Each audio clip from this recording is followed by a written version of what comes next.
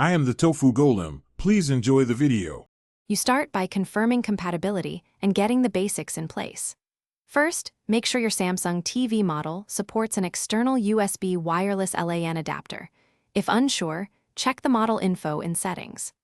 Once done, power off the TV and firmly insert the adapter into a USB port. Some ports supply more power, so try the one labeled 5V or Service. Make sure you have the remote in hand, and your Wi-Fi SSID and password available to speed the pairing process. Now you access the TV network menu and complete the pairing.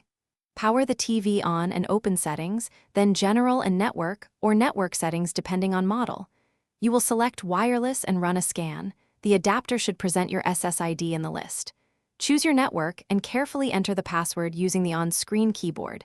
Caps, special characters, and numbers must match. After entering credentials, select Connect and wait while the TV negotiates DHCP and obtains an IP address.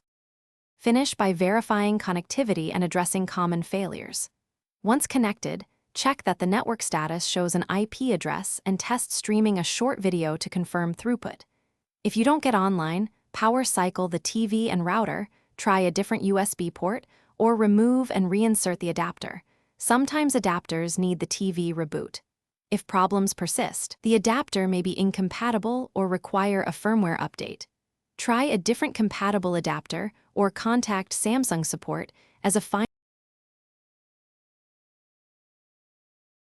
Thanks for watching. Consider subscribing if we helped you today.